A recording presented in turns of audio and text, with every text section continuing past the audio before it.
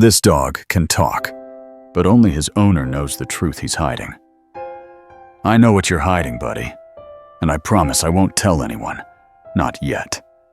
That was the first thing I whispered to Max the morning everything changed. The morning I learned my golden retriever could talk. Not bark for attention, not whine for breakfast. Talk, clear as morning sunlight through the kitchen window.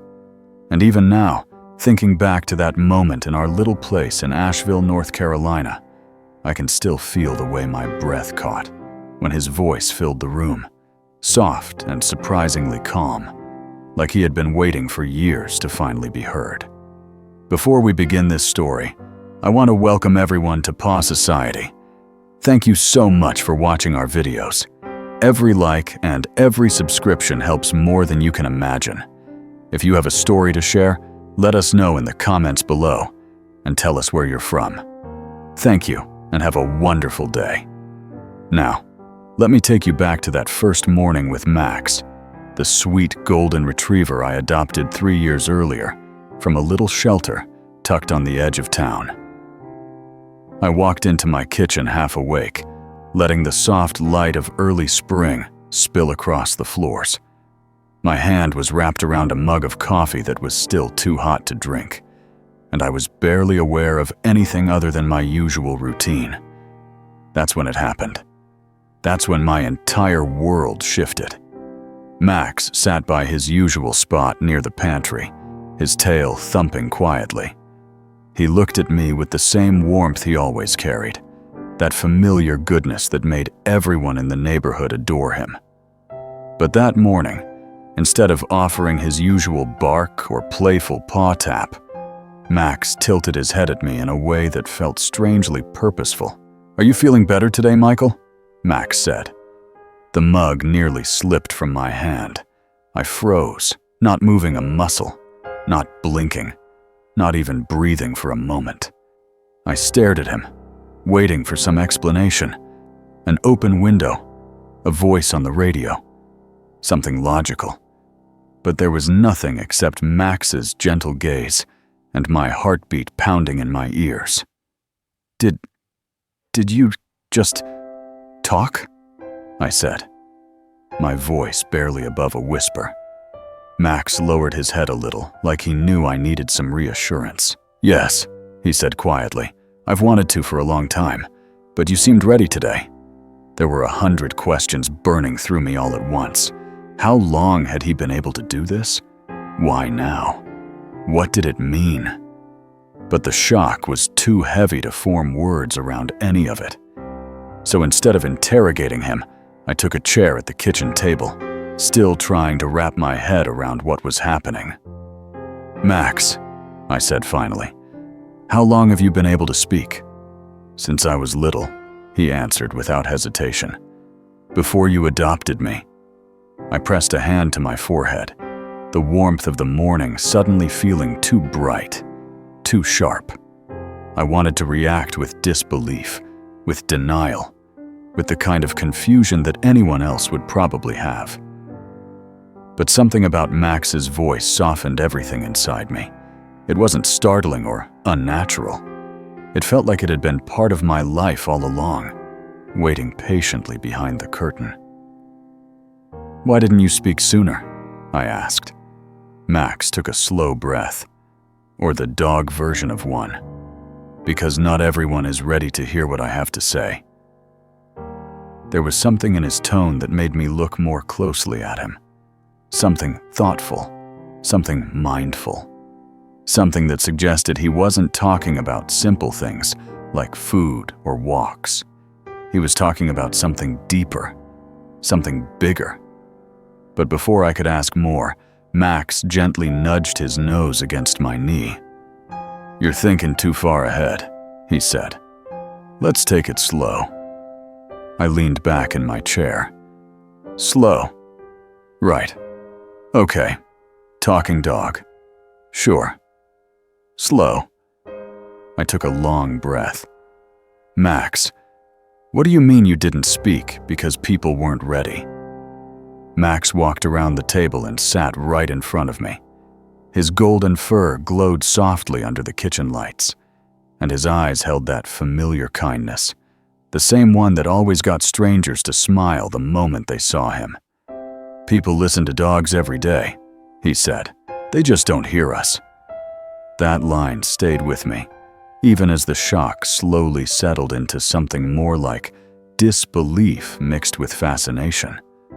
"Okay," I said slowly, trying to steady myself. "What do you want to tell me?" He hesitated. "A lot, but not all at once. Today is just the beginning." It sounded like an understatement. I didn't know how to process everything. Part of me wondered if I was dreaming, if I had fallen asleep again at my desk the night before, and my exhausted brain was playing tricks on me. But the warm nudge of Max's nose against my hand felt real. The soft fur under my palm felt real. His voice felt real. "Max," I said quietly, "is there something wrong? Is something happening?" He didn't answer right away. Instead, he walked over to the back door, sat down, and looked outside. I followed his gaze toward the yard, our quiet little patch of grass with the maple tree that had been there since long before I bought the house. Everything looked normal, calm, peaceful. "Can we go outside?" he asked. I grabbed my jacket, still not sure what to expect, and followed him out to the yard. The cool morning air brushed against my face, shaking off the last bits of grogginess. Max moved with an ease that suggested he had been preparing for this moment. As we reached the middle of the yard, he turned to me. "Michael, there's something I need to tell you. Something important." I felt my stomach tighten. "Okay." He sat down, tail resting quietly on the grass. "I know things. About people, about moments, about feelings. I can sense things that humans don't see." I rubbed the back of my neck. "Like intuition?" "More than that," Max said. "Much more." I waited, expecting him to go on, but instead, he glanced toward the wooden fence as if he sensed something far beyond it. "There are people out there who need help," he said gently, "and you're part of that." "Me?" He nodded. "But why me?" Max's gaze softened even further, and for a moment he reminded me of how he looked the day I adopted him. Small, hopeful, searching for someone to trust. "Because you listen," he said. "You've always listened." We stood in silence for a long moment, the breeze moving through the grass, carrying the soft scent of early flowers. Everything felt like it was shifting under my feet, like my life had just taken a turn I never could have predicted. "Max," I finally said, "what exactly do you want me to do?" He looked up at me with a gentle determination. "Help me help them." I wasn't sure if that meant saving someone, comforting someone, or simply being present. But the sincerity in his voice made something settle quietly in my chest. "Max," I said softly, "I want to understand everything, but you're going to have to guide me through this." "That's the plan," he said, his tail sweeping across the grass with a gentle flick. "What happens now?" I asked. "Now," Max said, "we start with something simple, something close." As if on cue, I heard the distant sound of a car door opening. Footsteps on pavement, a woman's voice calling out for someone. I recognized the voice instantly. My neighbor, Linda, who lived 2 houses down with her 8-year-old son, Noah. Max lifted his head, ears perking. "That's where we're going." Confusion shot through me. "Why?" "Because she's worried," he said, "and she doesn't know how to say it." I took a step toward the house. "About what?" Max began walking, and I followed, unsure of where this was going, but trusting him anyway, because something told me that I wasn't meant to ignore whatever this was. As we approached Linda's driveway, she glanced up from loading groceries into her car. She gave a tired smile when she saw me. "Morning, Michael," she said, brushing a strand of blonde hair behind her ear. "Didn't expect to see you out this early." I swallowed, trying to hide how disoriented I was. "Yeah, well, Max wanted to come out." She looked at Max and smiled, reaching out to scratch behind his ears. "He's the sweetest dog." "He is," I said, glancing at Max. Then Max looked up at me and whispered under his breath, just loud enough for me to hear, "Tell her it's okay to ask." I stiffened, unsure of what he meant, but Linda's expression shifted slightly. She hesitated, lowering a bag into the trunk. I watched the small flicker of worry cross her face. "Michael," she said slowly, "could I ask you something? It's a little awkward." I forced myself to nod. "Sure, what's going on?" She sighed. "It's about Noah. He hasn't been himself lately. He's been quieter, staying indoors more. I can't figure out what's bothering him." Max nudged my leg. "Ask her what changed last week." I cleared my throat. "Linda, did something happen last week? Any changes?" Her eyes widened in surprise. "Actually, yes. How did you know that?" Max spoke softly. "Tell her you just had a feeling." "I don't know," I said quickly. "Just a feeling." She gave a small, appreciative smile, then leaned against the car. "Well, Noah started having trouble at school. He hasn't wanted to talk about it." "That must be tough," I said. "It is," she admitted. "He's always been such a happy kid. But lately he's been going straight to his room after school. I worry something might be bothering him, but I can't get him to open up." Max sat down beside me. "Ask her if we can see him." I hesitated for half a second before saying, "Would you mind if Max and I stop by for a minute? Maybe seeing Max might cheer him up." Her eyes softened immediately. "Actually, that might help. Noah loves Max. He always talks about him." We walked with her toward the house. Max seemed calm, collected, like he already knew exactly what was coming. As we stepped inside, I noticed how warm and cozy the place felt. Soft colors, framed photos, a small shelf filled with children's books. Noah's room was down the hall, and Linda knocked gently. "Noah, honey, Michael and Max are here." There was a quiet shuffling sound. Then the door slowly opened.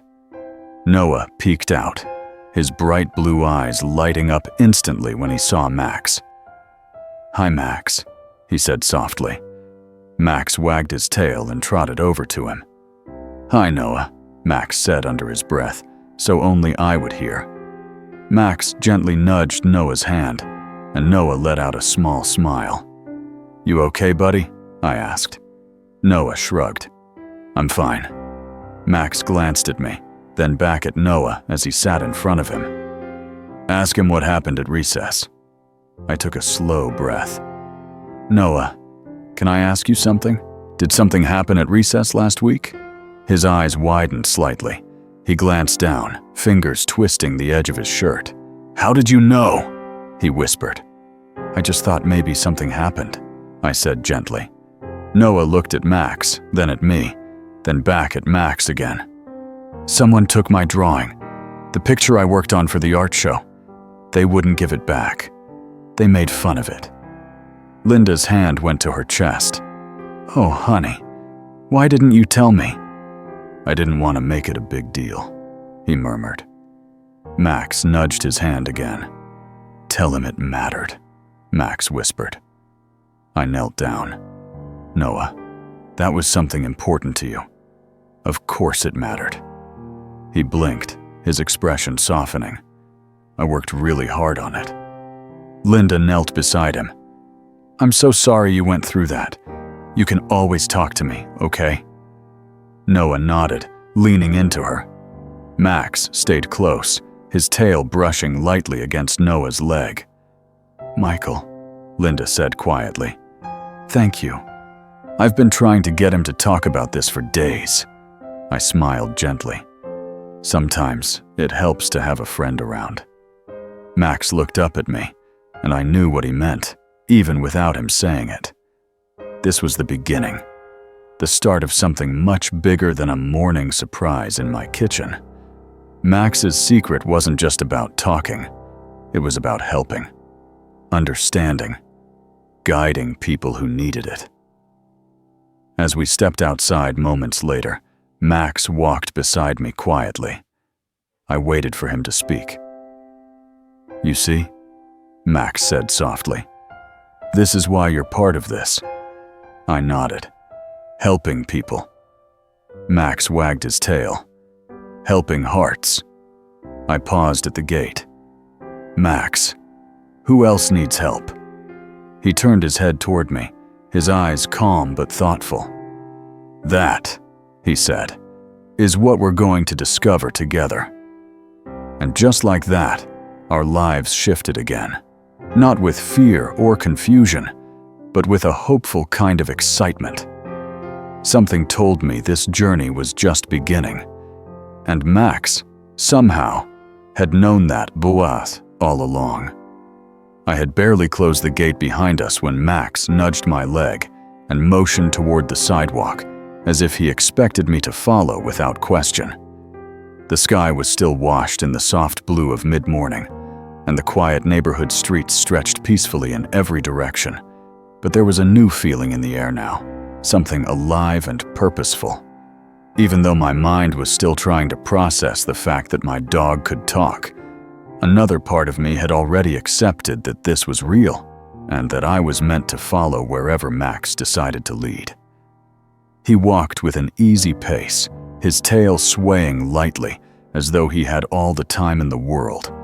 But I could tell he already knew exactly where we were going. I kept glancing down at him, half expecting him to launch into some explanation for how any of this worked, but he stayed quiet for nearly a full minute.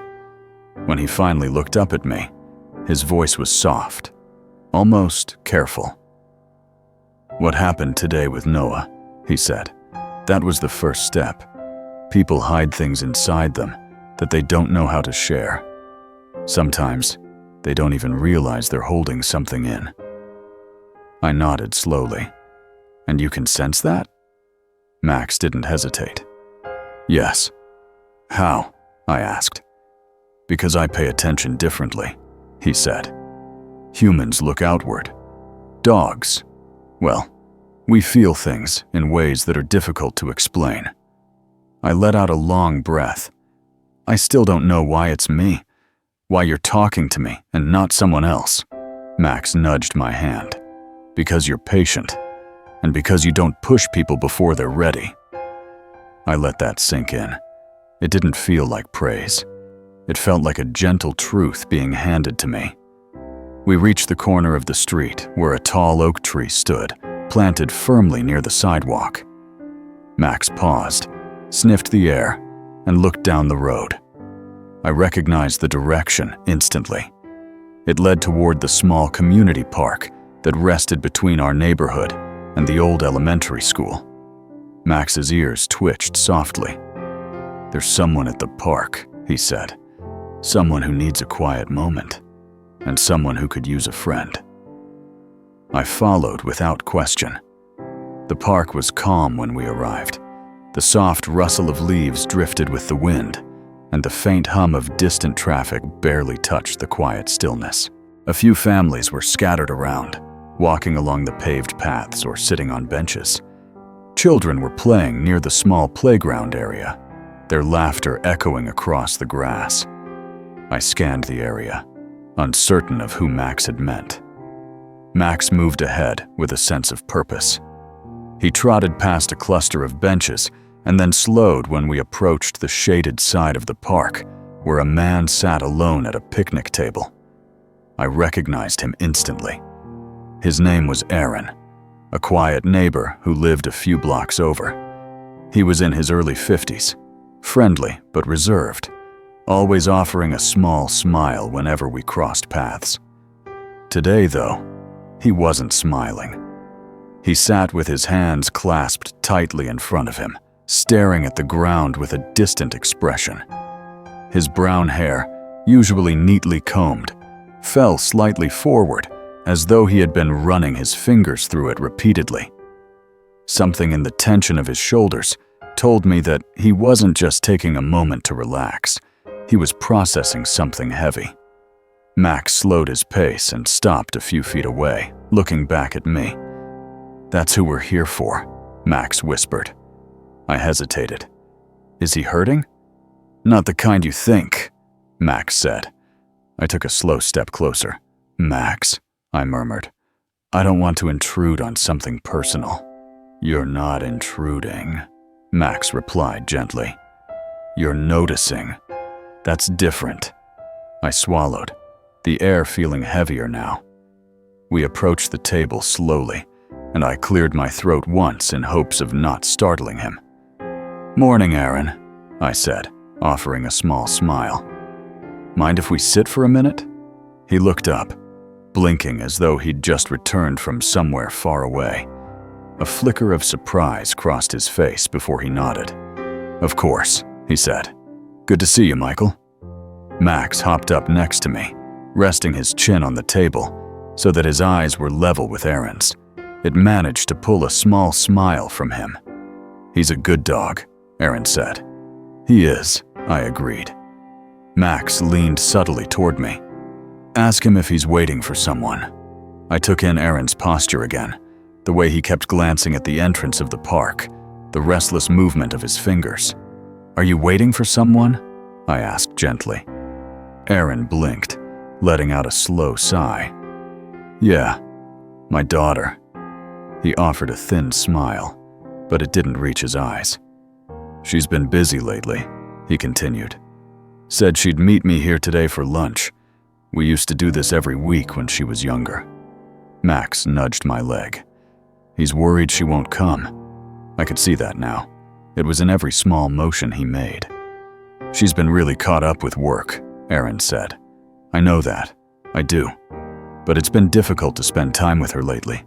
She always has somewhere to be, someone else to talk to, something important to do." Max's quiet voice reached my ear. "Ask him when they last saw each other." "When was the last time you saw her?" I asked. 2 months ago, he replied, his voice softening even more. "And even then, it was quick. She's wonderful. She really is. I'm proud of her.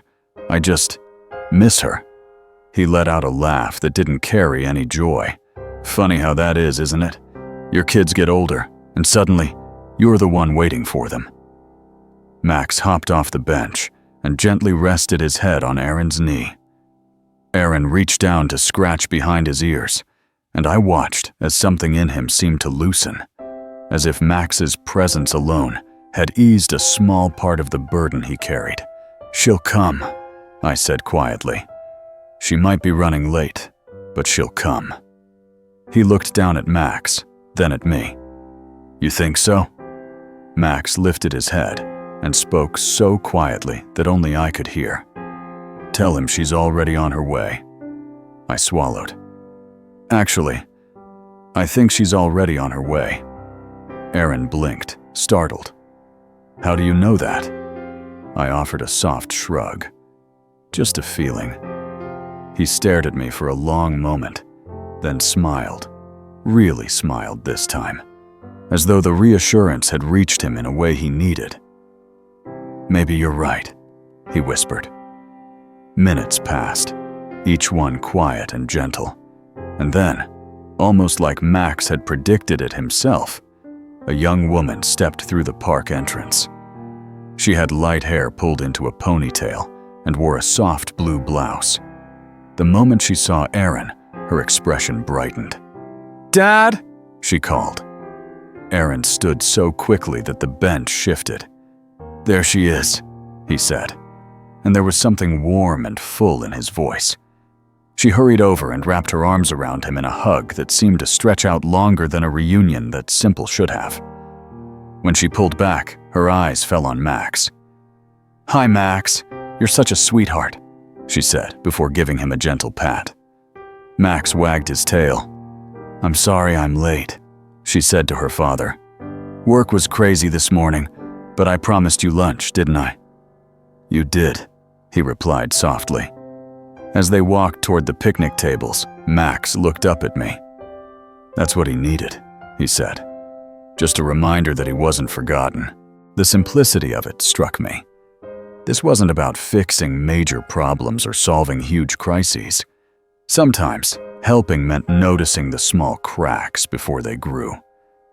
We left the park quietly, and as we walked back toward home, Max moved closer to my side. "There's more," he said. "There are always more people carrying things inside." The rest of the day unfolded slowly. After the park, Max and I walked through the neighborhood as though we had done it 100 times before, but everything felt different now. Every house, every yard, every person walking by seemed to hold a new kind of meaning. Max would occasionally lift his head, listening, sensing, noticing things far beyond what I could pick up. When we reached the center of our neighborhood, where a long stretch of houses lined both sides of the street, Max paused again. The sidewalks were dappled with shifting sunlight filtering through the trees, and the soft hum of distant lawnmowers filled the air. "Someone else is nearby," Max said. "Where?" He turned his head toward a house with a bright red door and flower boxes lined beneath the windows. I recognized it immediately. It was the home of an older couple, Daniel and Margaret. I'd seen them walking together many times through the years, always hand in hand, always smiling as though sharing some old and familiar joke. "We need to go there," Max said. "Are they okay?" I asked. He hesitated. "They will be." We approached the house, and as we reached the front steps, the door opened gently. Margaret stepped outside with a watering can in hand, her silver hair neatly pinned back. She paused when she saw us. "Oh, Michael," she said warmly. "Good afternoon. And hello, Max." Max wagged his tail politely. "Hi, Margaret," I said. "We were out walking and thought we'd say hello." Her smile softened. "That's kind of you." Behind her, I noticed the faint sound of a chair shifting inside the house. Max spoke softly.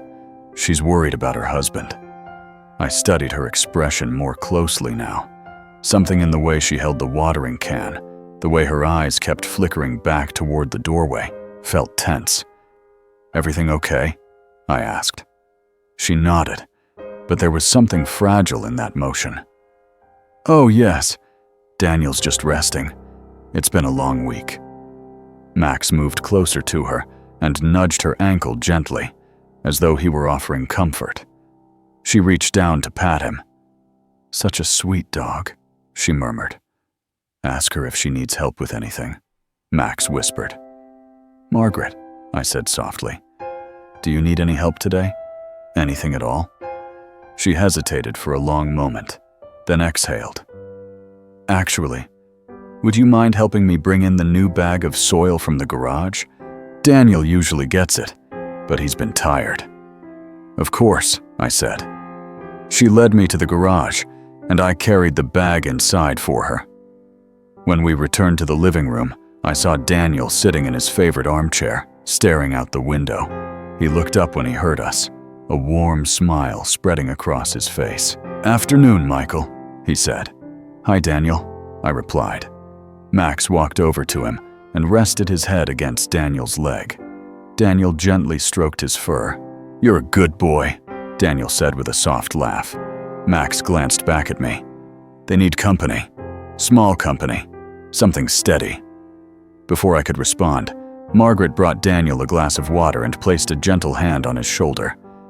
"We're thinking of having a little neighborhood gathering soon," she said with a hopeful smile.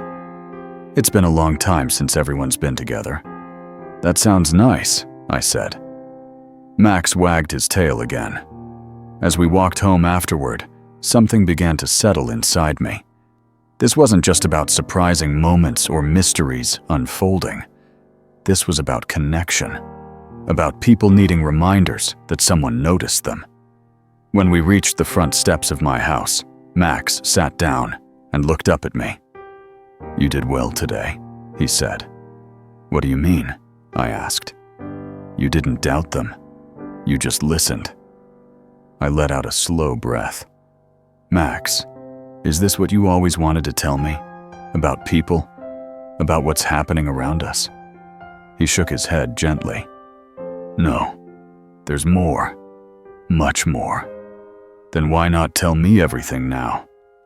Max stretched out on the porch, letting the late afternoon sunlight warm his fur. Because people understand things better when they're ready, he said. Even you. I sat beside him. Will I ever understand everything? I asked.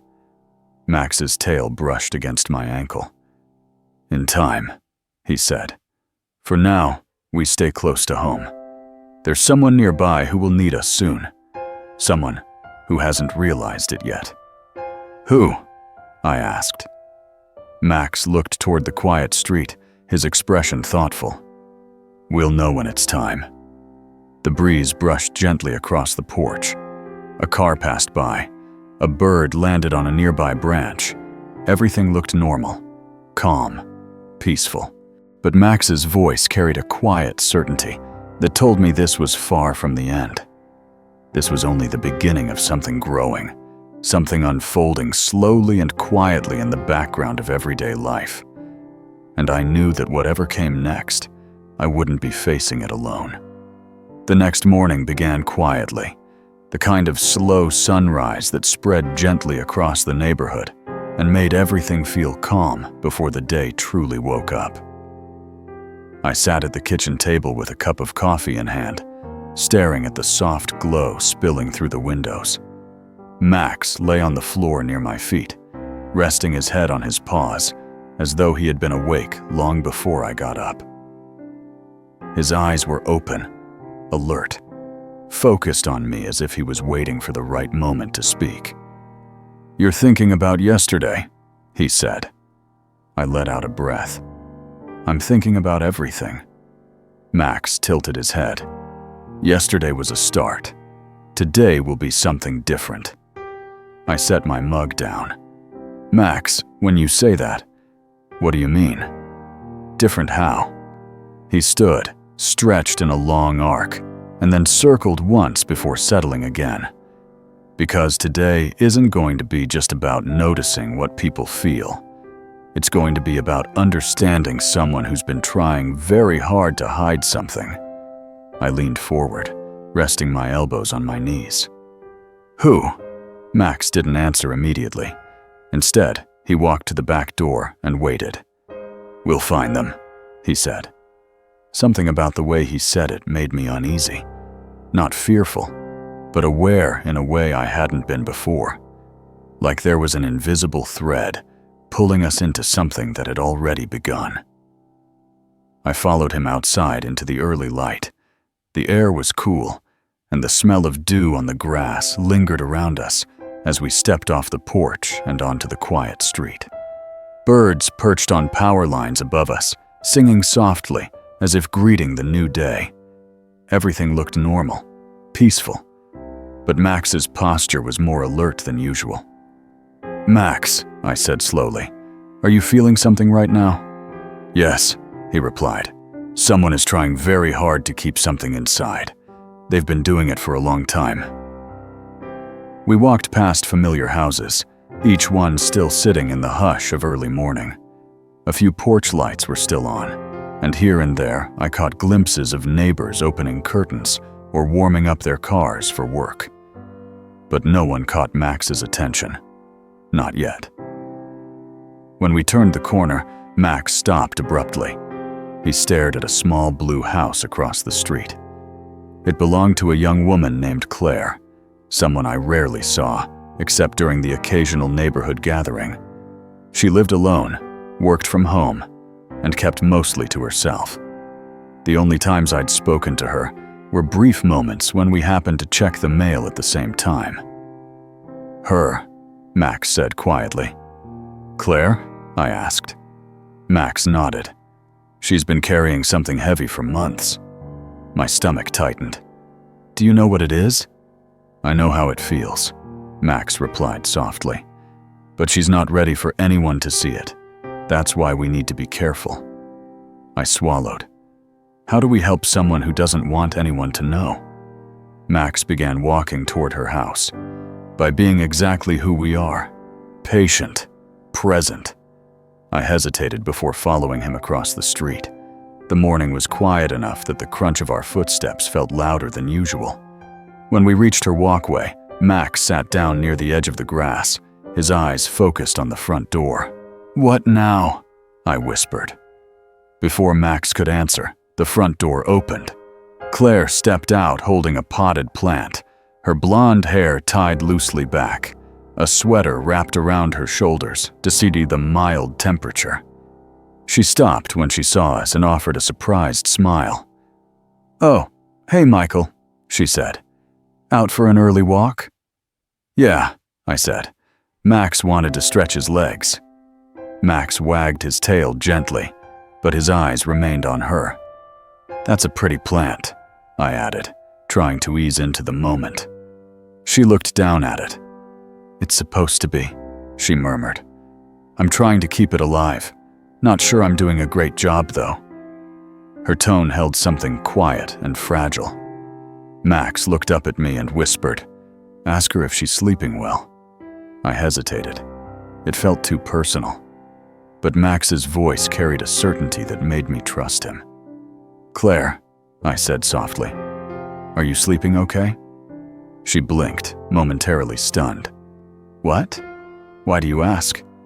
"I don't know," I said carefully. "Just a feeling." She held the plant a little tighter. "Not really," she admitted.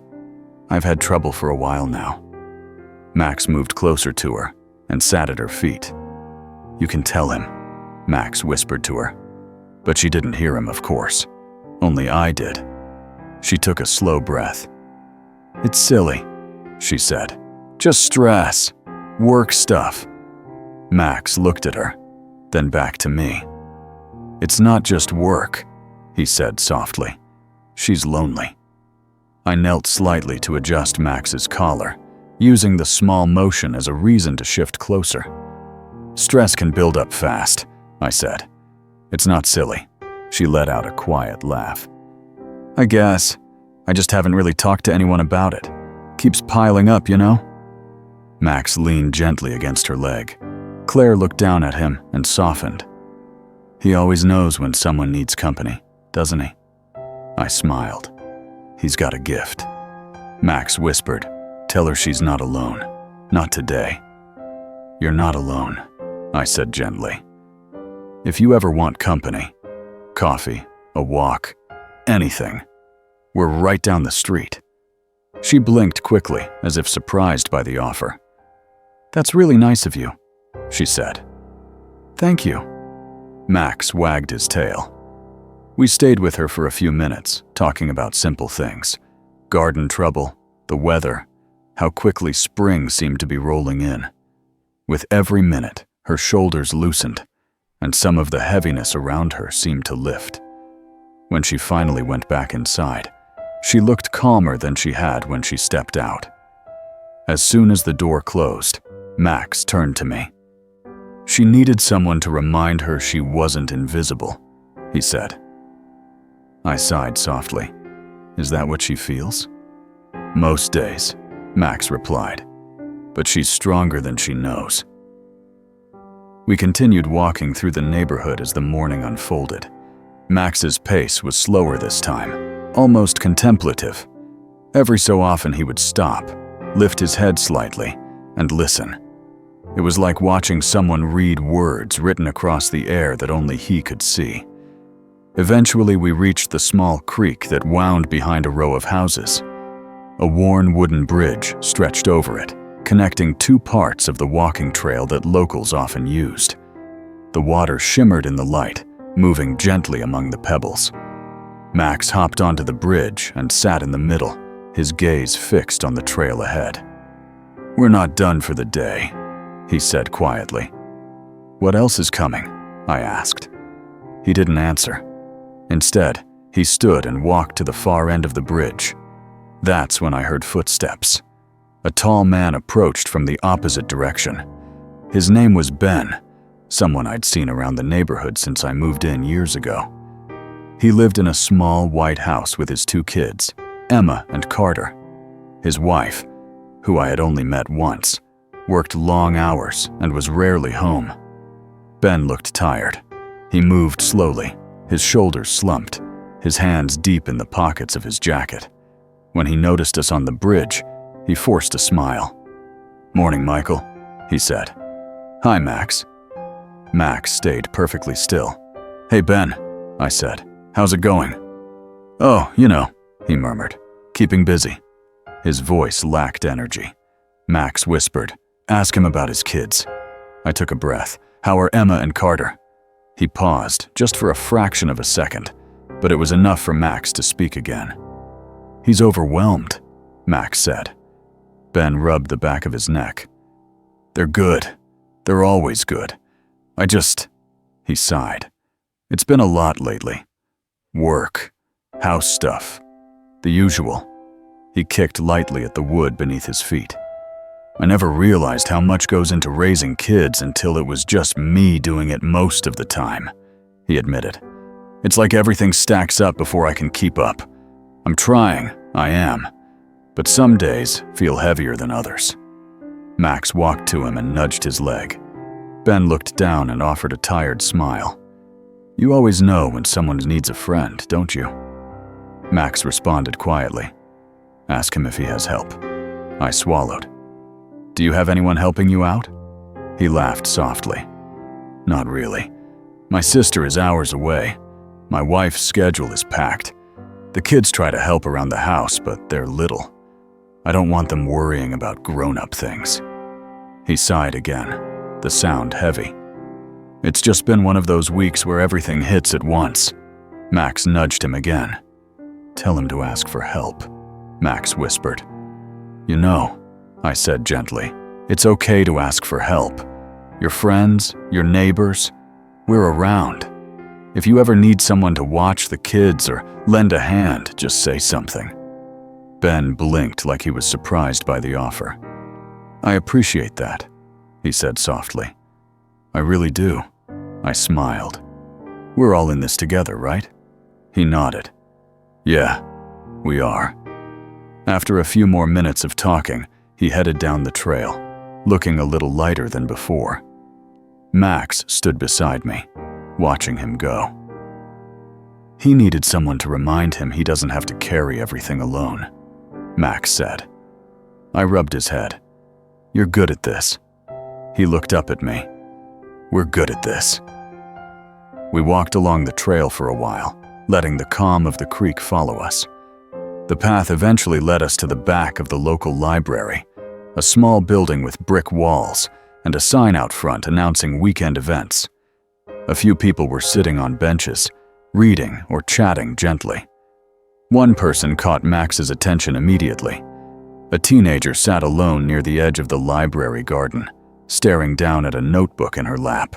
Her light hair fell over her shoulders, and she kept tucking it behind her ear, only for it to fall forward again. Something about her posture, rigid, uncertain, made Max pause. "She's scared to try," Max said. I frowned. "Try what?" "You'll see." Max walked toward her with slow, gentle steps, and I followed a few feet behind. When we came close enough, she looked up in surprise. "Oh," she said. "Hi." "Hi," I replied. "Beautiful morning, isn't it?" She nodded, though her smile didn't quite reach her eyes. Max sat in front of her, waiting. "What are you working on?" I asked. She hesitated. "Just something I'm writing," Max whispered. "She wants to share it. Ask her about it." "Is it a school assignment?" I asked. "No," she said, shaking her head. "It's something I'm writing for myself. I like writing stories. I used to do it a lot. But," she looked away. "But what?" I asked. She let out a breath. I stopped for a while. I wasn't sure if it was worth it. Max nudged her knee softly. She smiled at him. "He's really sweet." "He has good instincts," I said. She looked down at her notebook again. I've been trying to write something new, but I keep second-guessing everything. Like, maybe it isn't good enough. Max whispered, "Tell her she doesn't need perfect." "You know," I said gently, "writing doesn't have to be perfect to matter. Sometimes you just need to get the words out." She looked up at me, startled.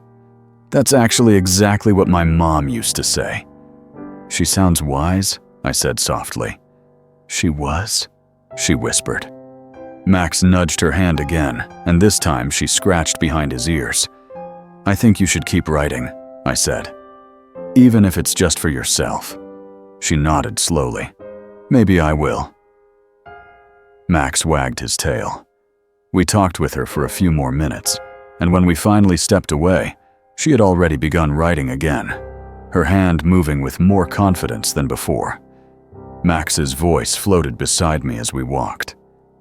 "Helping someone find their voice is one of the kindest things you can do," he said. I looked down at him. "Max, how do you know all this? How do you know exactly what people need?" He thought for a moment. "Because dogs watch," he said. "We notice things people miss. We hear the quiet things, the things people try to hide, even from themselves." I took a long breath as the trail curved back toward the main road. The sun had climbed higher now, lighting up the town with a golden warmth. The day felt fuller, richer. Not because anything dramatic had happened, but because small moments kept unfolding, revealing things that were always there under the surface. As we headed home, Max slowed beside a tall fence separating two properties. He sniffed the air once, then sat down. "Someone else," he murmured. I looked around. "Where?" He stared at the backyard beyond the fence. Inside, I could faintly hear the sound of someone moving around. Then a woman stepped out onto her back porch. Her name was Sarah, a neighbor I knew only in passing. She lived alone, taught at a local school, and often spent afternoons tending her small flower garden. Today, she looked distracted. She held a phone in one hand and pressed the other to her forehead, as though trying to steady herself. Her eyes looked tired, distant, like she had spent most of the morning somewhere inside her thoughts. Max whispered.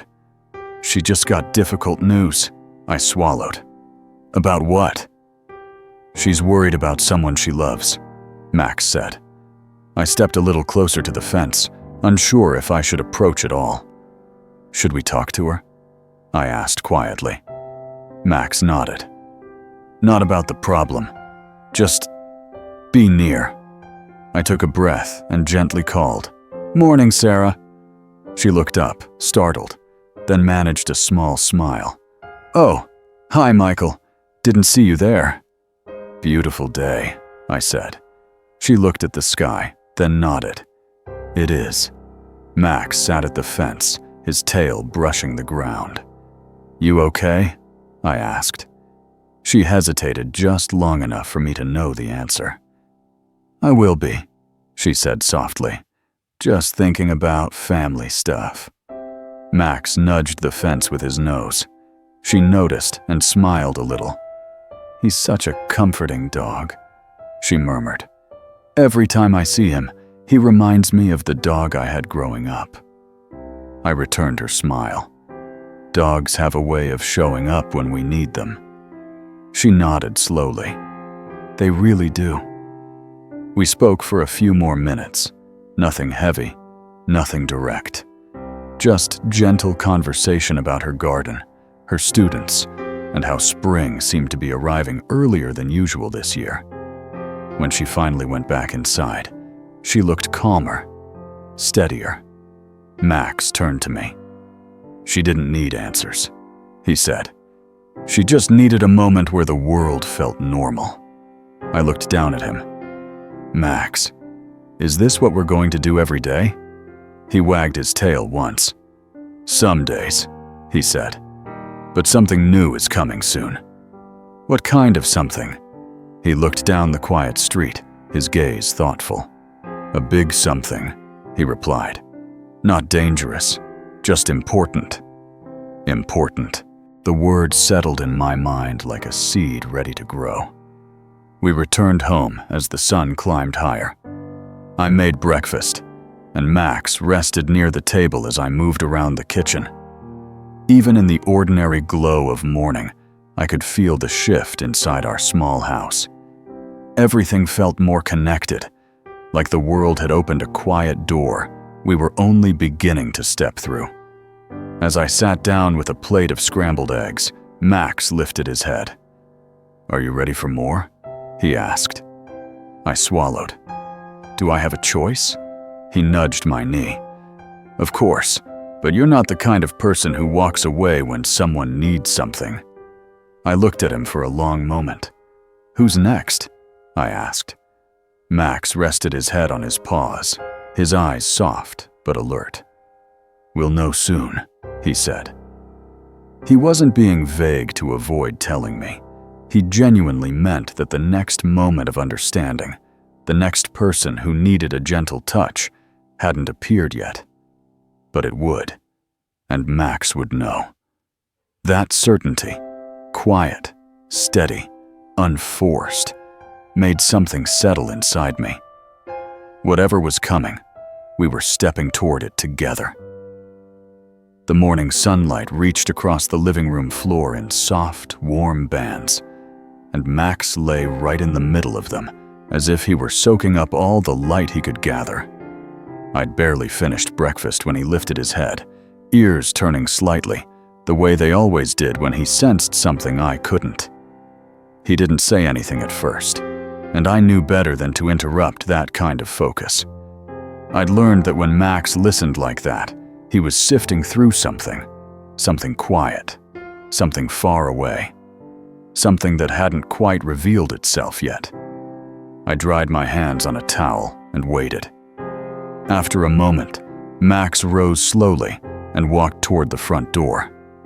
"It's time to go," he said. I took a breath. "Do you know where we're going?" "Yes," Max said. Someone nearby woke up feeling like today was already too much. I felt a quiet pull inside me, the kind that had grown familiar these past days. "Do we know them?" Max shook his head. "Not yet, but we will." We stepped outside into the gentle morning air. A breeze moved across the street, carrying the fresh scent of leaves and early spring flowers.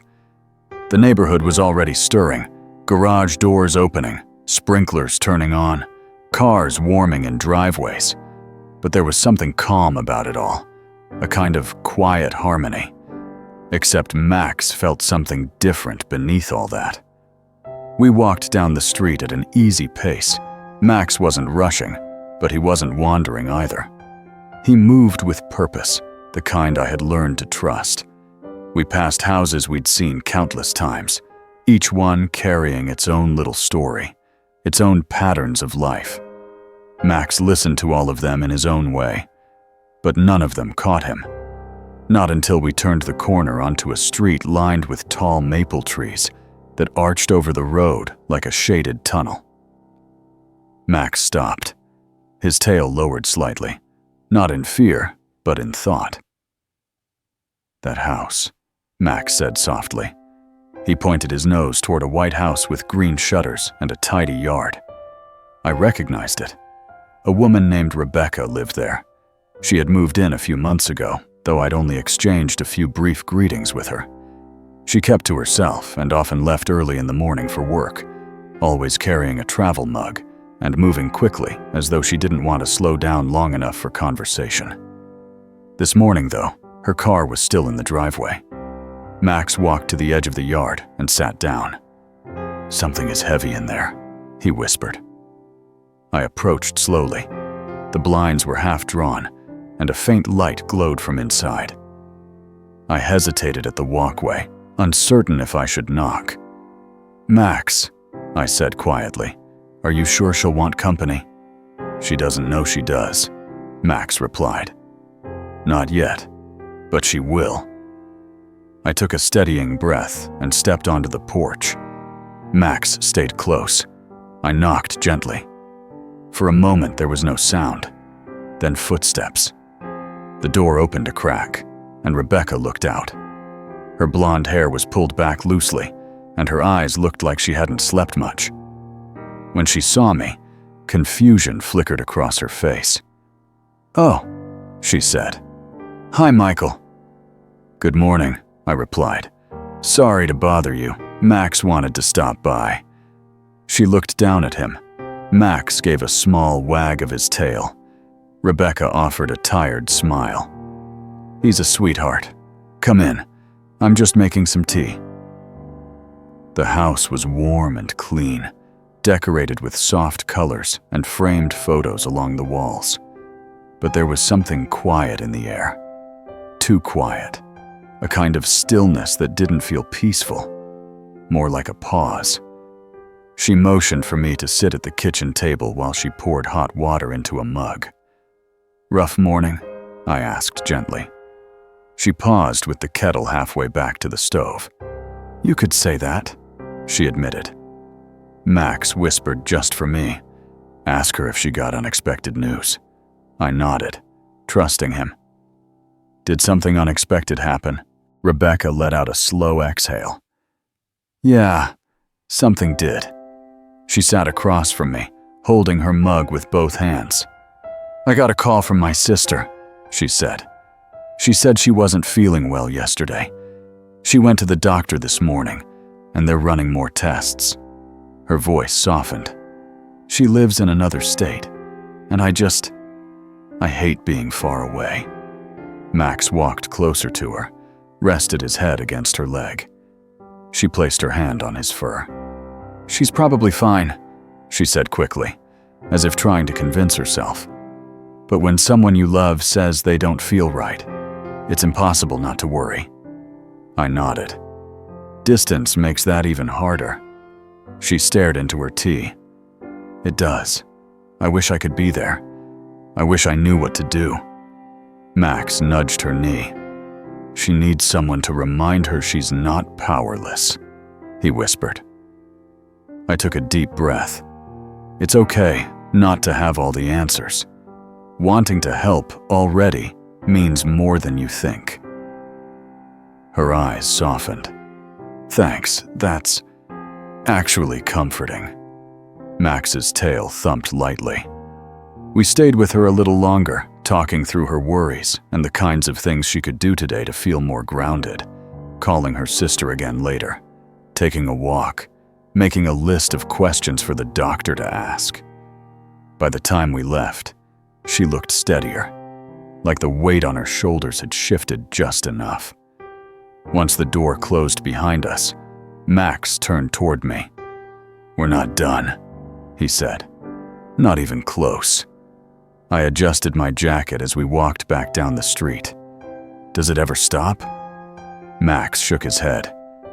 "People feel things all the time. Some hide it well, some don't." We continued walking, letting the morning unfold around us as the sun warmed the neighborhood. A few families were outside, kids waiting for the school bus, parents waving from porches. But Max didn't stop for any of them. He only paused once, lifting his head and listening. "This way," he said. We turned onto a narrower street lined with older houses. One of them belonged to a retired man named Richard, someone who'd lived in the neighborhood long before I moved in. He was friendly but quiet, often seen tending the garden in his backyard or reading on his porch. Today, though, he wasn't outside.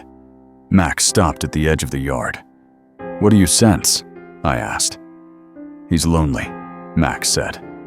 "Not just today, many days." I nodded slowly. "Should we check on him?" "Yes," Max said, "but gently." We approached the porch and knocked. After a long moment, the door opened. Richard looked surprised, but pleased to see us. "Well, look who it is," he said with a soft smile. "Morning, Michael. And hello there, Max." Max wagged his tail.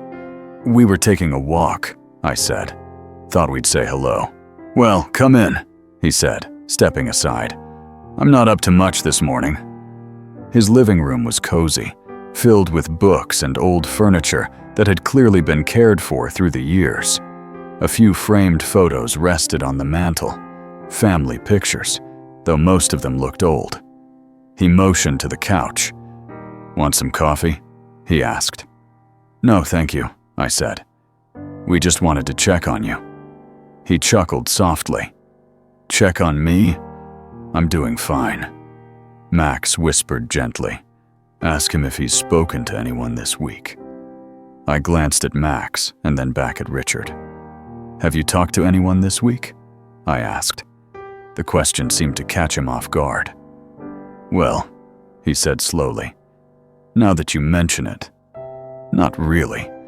I spoke to my daughter last weekend. She's busy with work and the kids. And aside from that, no, I guess I haven't." Max moved closer to him. Richard reached down and stroked his head. "You're a good dog," Richard murmured. "You always have been." Max looked up at him for a long moment. Richard sighed. "You know," he said, "I used to spend a lot of time with my neighbors when I was younger. I didn't realize how quiet life becomes when people get older." I nodded slowly. "It doesn't have to stay that way." He smiled softly. "Maybe not." We sat with him for a while. He told us stories, little pieces of his life, memories from years long gone, moments he hadn't shared in a long time. Max stayed close, listening quietly, and I could see how much it meant to Richard to speak freely. When we finally stood to leave, Richard walked us to the door. "Thank you for stopping by," he said. "Really, it brightened my morning more than you know." Max wagged his tail gently. As we stepped outside, Max nudged my hand. "He needed someone to remind him he matters," Max said. "And he does." We continued walking. The sun had begun to climb higher, painting the neighborhood in a soft gold light. It would be noon soon, though the day felt like it had been unfolding for much longer. "Max," I said quietly, "does it ever overwhelm you, feeling all of this?" He walked beside me with a thoughtful calm. "Sometimes," he said. "But that's why I needed someone like you. Even dogs can't carry everything alone." We walked in silence for a while, letting that truth sink in. The street grew quieter as we approached a small park, a different one than yesterday, this one tucked between two cul-de-sacs. A couple of benches lined the sidewalk, and a winding path led toward a cluster of tall trees. Max slowed his pace. "There's someone here," he murmured. I scanned the park until I saw a figure sitting alone on one of the benches. A man, probably in his 30s, leaned forward with his elbows on his knees, staring at the ground. He looked worn out and distracted, the kind of distraction that didn't come from a busy morning, but from something deeper. "That's him," Max said. We approached quietly. When we were close enough, I cleared my throat. "Morning," I said softly. The man looked up, startled for a moment, then nodded. "Oh, morning," he said. Max moved to him with gentle steps and sat at his feet. I sat down on the other end of the bench. "Long day already?" I asked. He let out a breath. "Feels like it." Max whispered, "Ask him who he's waiting for." I trusted the nudge. "Are you waiting for someone?" He blinked. "Actually, yeah. My mom's supposed to meet me. She's seeing a new place today. Assisted living." His voice softened. "It's time. She needs more help than I can give." I nodded gently. "That can be a tough decision," I said. "It is," he whispered. "I've been her only support for years. She's strong, she really is. But she forgets things now. Important things. And I'm scared something will happen when I'm not there." Max nudged his hand. He reached down automatically and rubbed Max's head. "You're a sweet dog," he murmured. Max's voice came quietly to me. "Tell him he's not abandoning her." "You're doing the right thing," I said gently. "You're not abandoning her. You're making sure she gets help." He swallowed hard, his jaw tightening. "Sometimes it's hard to see it that way," he whispered. Max rested his head on the man's knee. The man's eyes softened. "Your dog? He's really comforting. He has that effect," I said with a small smile. We stayed with him as he waited, and when his mother finally walked up, smiling, greeting him warmly, I watched his whole posture change. He stood straighter. His voice steadied. His eyes brightened. And Max knew. "See?" Max whispered. He just needed someone to sit with him while he waited for the hard thing. When we left the park, I found myself exhaling slowly, my chest feeling full in a way I hadn't expected. "Max," I murmured, "every person we helped today, everything we saw, it feels like the world is opening up in a new way." "It is," Max said, "because you're willing to see it." We walked home through the gentle warmth of midday. But as we approached our street, Max slowed again. His eyes lifted. He stood still. "Max?" I asked. He looked up at me with calm certainty. "There's someone very close," he said. "Closer than anyone we've helped so far." "Where?" I asked. Max took a single step toward our street. "Home," he said. "The next person who needs help is closer than you think." And the way he said it, quiet, steady, almost serene, sent a new feeling through me. Something was coming. Something important. And Max wasn't worried. He just knew we were ready for whatever it would be. The feeling Max left me with at the end of the previous day lingered long into the night. An odd mix of anticipation and curiosity, as if something important had shifted just out of sight. I went to bed wondering what he meant, how someone needing help could be so close that he used the word home. I kept thinking of our neighbors, of the familiar faces on our street, of the people we'd seen almost every day for years without ever imagining the quiet stories they carried. But when morning came, cool and blue and quiet, I realized Max hadn't meant the neighborhood. He meant the house. Our house. He sat at the foot of the bed when I woke, his eyes steady and soft, like he'd been waiting for me to open my eyes. There was no urgency in him, no tension, just a calm readiness. "Morning," I said, voice still thick with sleep. "Good morning," Max replied. "We have a full day ahead." I rubbed my eyes. "Who do we help today?" Max tilted his head.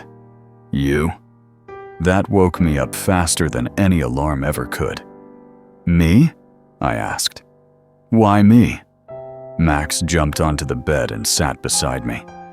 "Because you feel things too, Michael. And you don't talk about them." I stared at him, unsure what to say. "I talk," I whispered. "You talk to others," Max said gently. "But not to yourself." I swallowed hard. "What are you sensing?" "That something inside you has been quiet for a long time," Max answered. "And quiet things grow heavy if they stay hidden." I pushed back the covers and sat up. "Max, I'm fine." He simply looked at me, not arguing, not insisting, just waiting. And in that silence, something in my chest tightened. "Breakfast first," I muttered, moving toward the kitchen. Max followed close behind. He didn't speak again until I sat at the table with my coffee. The kitchen was filled with warm morning light, the kind that made everything look softer. Max sat across from me, watching like he always did. Calm, patient, attentive. "We should start today by taking a walk," Max said. "A long one." I nodded. grateful for the excuse to step away from whatever conversation he was trying to ease me into. The air outside was crisp, not cold, but refreshing, like it carried a new beginning. Max stayed close as we walked down the familiar streets. The neighborhood was waking up, kids waiting for buses, sprinklers ticking across lawns, morning joggers passing with polite nods. But Max didn't stop for any of them today. He kept walking. We reached the main road and turned toward a path that wound through the edge of town, following a curve of tall pines and open fields. I'd walked this trail many times, but today it felt different, quieter, fuller, waiting. Max finally stopped near a wooden bench overlooking a wide meadow. "This is where we talk," he said. I let out a breath, trying to push down the tightening feeling in my chest. "Max, whatever you think I'm feeling, I promise I'm okay." He sat beside me. Okay is not the same as open. I stared out at the meadow. The wind moved through the tall grass in soft waves.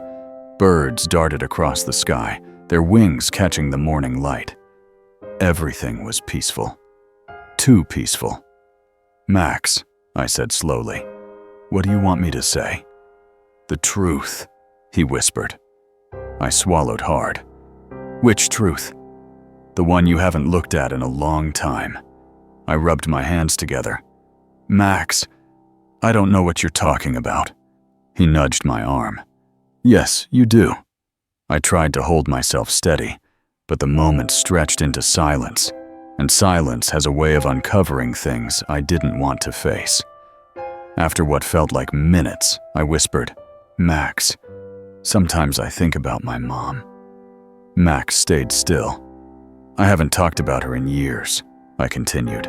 "Not because I don't care, but because it still feels strange, not having her here, not being able to call her."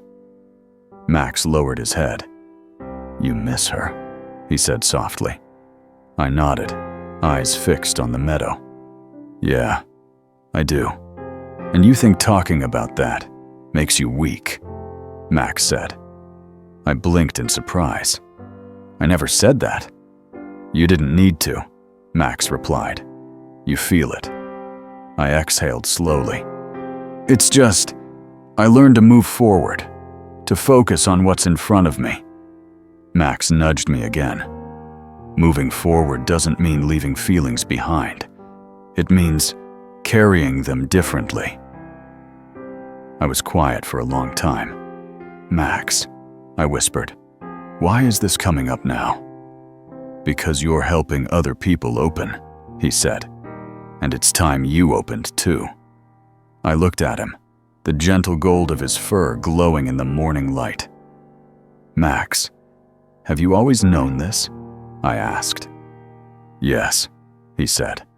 "From the moment I met you." I swallowed the tightness in my throat. "Why didn't you bring it up sooner?" "Because you weren't ready," Max said. "And now you are." We stayed on the bench for several long minutes. I let the quiet stretch out until it felt natural again, like the meadow itself was telling me it was okay to breathe a little deeper. Max stood suddenly. "Come on," he said. "We're not done." I wiped my eyes subtly, hoping Max didn't notice, though of course he did, and followed him back onto the trail. "Where to now?" I asked. "There's someone else we need to see," Max answered. "Someone connected to your heart." That worried me. "Who?" Max didn't answer. He simply kept walking. We followed the trail out of the meadow and into a wooded area. The smells of pine, earth, and fresh air filled the path. The sunlight shifted through the branches, flickering across the ground as we walked. When the trees parted, I recognized where we were. The neighborhood cemetery. My stomach tightened. "Max," I whispered. "Why here?" He looked back at me gently. "Because you haven't visited in a while." I swallowed hard. "Max, I know," he said softly. "But we're here now, and it's okay." The path curled around a small hill and led toward a cluster of headstones beneath an old maple tree. I recognized the one we were heading toward long before we reached it. My mother's. Max walked ahead and sat down beside it, his tail resting on the cool grass. I stopped a few steps away, unsure if I could move any closer without something breaking inside me. "Michael," Max said quietly, "you can come closer." My chest tightened again, but I stepped forward anyway. The stone was simple, engraved with her name and the dates that still didn't feel real. I hadn't been here in months, half a year maybe. Every time I thought of coming, I found some reason to push it off, to bury the thought under one more busy day. Max stayed by my side, not saying anything. Finally, after what felt like forever, I whispered, "Hi, Mom." The breeze moved gently across the grass. Max nudged my hand. "Tell her what's in your heart." I stared at the stone. "I still think about you," I said. "Every day, in one way or another, even when I pretend I don't." My voice trembled. "I miss your voice. I miss the way you used to encourage me to slow down. I miss how you always knew when something was wrong before I ever said anything." I felt the sting in my eyes, but I kept my voice steady. "You'd like Max," I whispered. "You would have loved him." Max leaned against my leg. I took a shaky breath. "I'm sorry I haven't been here.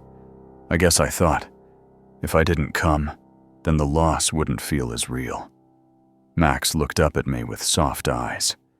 "She hears you," he whispered. I wiped my face and crouched beside the stone. "I'm okay," I whispered. "Or I'm trying to be. And I think you'd be proud." Max rested his chin on my knee. "You're allowed to feel this," he murmured. I let the emotion roll gently through me, not fighting it anymore. After a while, Max stood. "There's someone else here," he said. I stood slowly. "Who?" He led me a short distance away to another headstone I didn't recognize.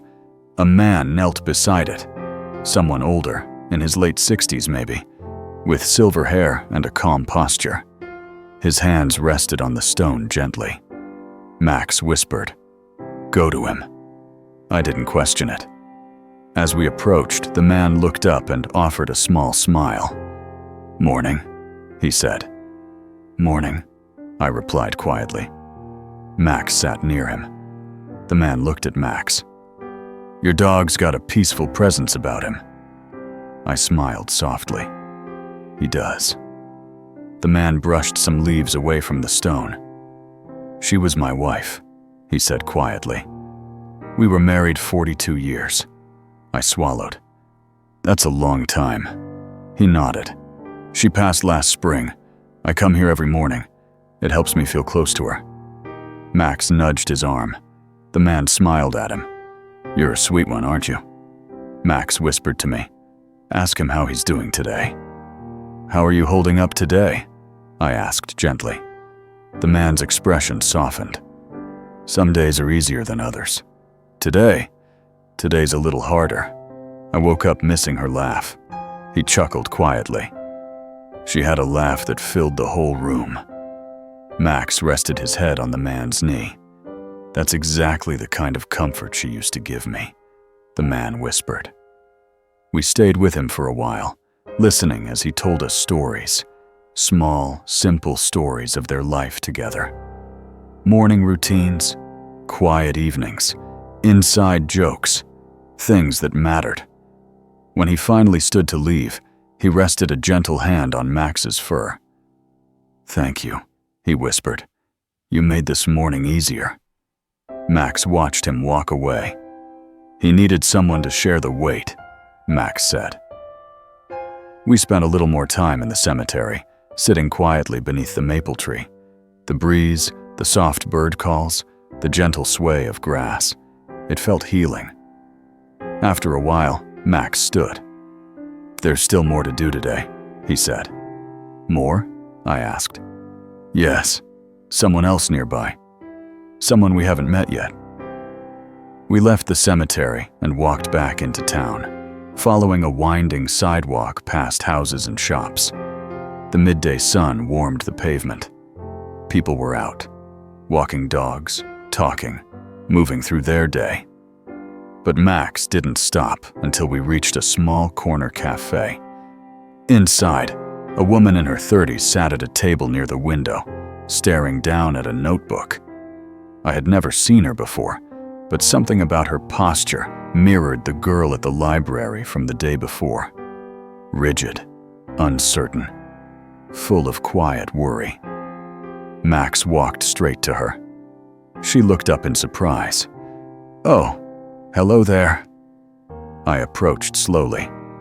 "Sorry if he startled you. He's friendly." She smiled gently. "He's beautiful." Max sat beside her chair. She stared at the notebook again, tapping her pen nervously. Max whispered, "Ask her if she's waiting for someone."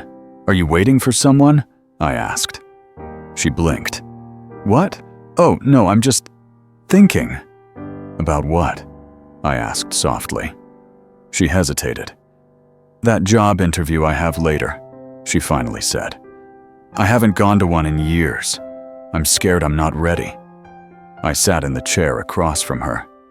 "You are ready," I said gently. "Even being here shows that." She let out a shaky breath. "Maybe." Max nudged her foot. She smiled. "He seems to think so too." "He usually knows," I said. We talked with her for almost an hour. By the time she left, her shoulders were lifted, her voice steady, her steps more confident. Max and I walked outside as she disappeared down the street. "Max," I said softly, "did we help her?" "Yes," he replied. "Sometimes people just need a spark to move forward." We walked home slowly as the sun dipped lower in the sky. The long shadows of trees stretched across the pavement, and the air cooled into a gentle evening. By the time we reached the front door, my heart felt fuller, lighter than it had in a long time. But Max wasn't done. As we stepped inside, he turned to me. "Tomorrow," he said softly, "something new begins." I felt a slow grip of anticipation. "What starts tomorrow?" Max walked toward his bed, curling into a soft golden circle. "A chapter we haven't seen yet," he whispered. "One that will change the way you see everything." He closed his eyes, and I knew, without any doubt, that whatever tomorrow held, it was only the beginning of something much larger we were stepping toward, together. The next morning arrived with a quiet softness, like the world wanted to give us one last gentle beginning before everything settled into place. I woke to the sound of Max's paws padding lightly across the wooden floor. When I opened my eyes, he was sitting beside the bed, watching me with a calm expression that held something different, something full and complete, as though he already knew what the day would bring. "Morning," I said. "Good morning," Max replied. "Today is the day we finish what we started." I sat up slowly. "Finish?" Max nodded. "There's one more person who needs you, and then everything changes." A quiet flutter moved through my chest. Not fear, not sadness, just the sense that something meaningful waited ahead. I swung my legs over the bed and got dressed while Max waited, patient as always. We stepped outside into the cool air. The morning light spread across the street in pale gold, the kind of light that made the world look gentle and forgiving. Max walked with a steadiness I hadn't seen before. Every step felt deliberate. "Who is it?" I asked as we reached the sidewalk. "You'll know," Max said. We walked through the neighborhood, passing familiar houses and familiar faces. People waved from porches. Joggers lifted a hand in greeting. Children laughed as they waited for the school bus. Everything felt normal, ordinary in the best way. But Max wasn't looking at them this time. He kept walking. We reached the edge of town, near a small community center that held weekend workshops, meetings, and events. Today, the parking lot had only a few cars. A couple of people walked into the building carrying coffee and folders. Max stopped. "There," he said. I followed his gaze to a bench near the entrance. A young man sat there, with his elbows resting on his knees. His light hair was tousled, and he stared at the ground with a tight expression. His hands fidgeted restlessly, opening, closing, twisting together. I'd never seen him before. Max walked straight toward him. The young man didn't look up until we were close. "Oh," he said quietly when he noticed us. "Hi." "Hi," I replied. "Mind if we sit?" He shrugged. "Go ahead." I sat beside him while Max settled near his feet. The young man kept his eyes on the ground, as if unsure how to begin. "You waiting for something?" I asked gently. He let out a slow breath. "Yeah, there's a meeting inside, a support group. First time I have ever even thought about going." I nodded. "That's a big step." He swallowed. "I don't know if I can do it. I keep telling myself I should. But walking through that door, it's harder than I expected." Max nudged his foot. The young man looked down at him. "Hey, buddy." He reached out and scratched behind Max's ear. Max whispered softly to me, "Tell him it's okay to be afraid." "You know," I said, "being afraid doesn't mean you're not ready. Sometimes fear is just the doorway you haven't stepped through yet." The young man's expression softened. "Yeah, I guess so." "You're not alone," I added. "Everyone in that room knows what you're feeling, and they're there for the same reason." He nodded slowly, breathing a little steadier. "My sister told me this group could help. She said I didn't have to carry everything by myself anymore." Max nudged him again. The young man smiled at him. "Thanks, little guy." I stood. "Do you want someone to walk with you? Just to the door?" He hesitated, only for a moment, then nodded. "Yeah, that would help." We walked him inside together. Max stayed by his side the entire way. At the doorway, the young man took a breath and stepped through. Before he disappeared into the room, he turned back to me. "Thanks," he said softly. "Really?" I nodded. "You're going to be okay." He smiled, a small, genuine smile, and then the door closed behind him. Max and I stepped back outside. The morning sun had risen fully now, warming the air. Max sat on the grass near the parking lot. "That was the last one," he said quietly. I lowered myself to sit beside him. "The last one for what?" Max looked up at me with eyes that held so much kindness, it made my chest tighten. "For my journey," he said. "You helped me do what I was meant to do." A slow ache formed in my throat. "Max, what does that mean?" He rested his head against my leg. "It means you helped me give people what they needed. You listened when they couldn't speak. You stood beside them when they couldn't stand alone. And now, you're ready to do that without me telling you who needs help." My breath caught. "Max, are you leaving?" He shook his head gently. "No, I'll never leave. But I won't need to guide you the same way. You've learned to hear people the way I do." I felt tears gathering at the edges of my eyes, but I blinked them back. "Max, I only did what anyone would do." Max nudged my hand. "Not everyone listens with their heart the way you do, Michael.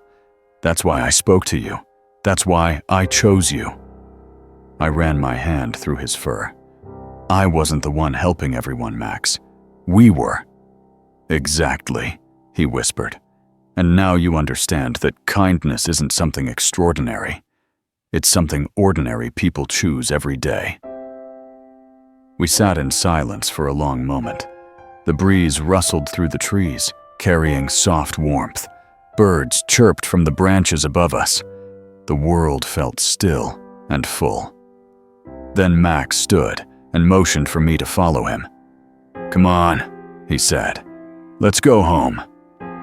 We walked back through town, through the familiar streets and quiet corners. Everything looked the same as it always had, yet something inside me felt new, clearer, lighter. When we reached the front porch, Max paused and looked at me. "You did well," he said. "Better than you realize." I knelt beside him. "Max, thank you for trusting me, for sharing this with me." He pressed his forehead against mine.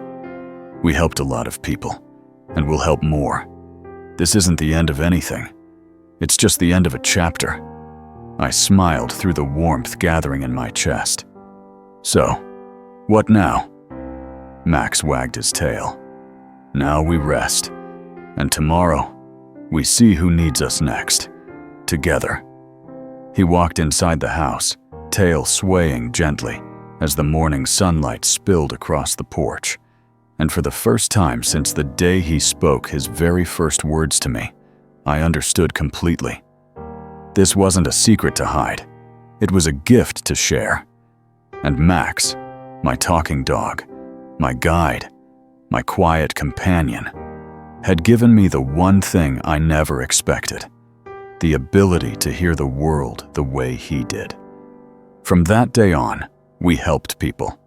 Not because Max could talk, but because together we had learned how to listen. And that was enough to change everything.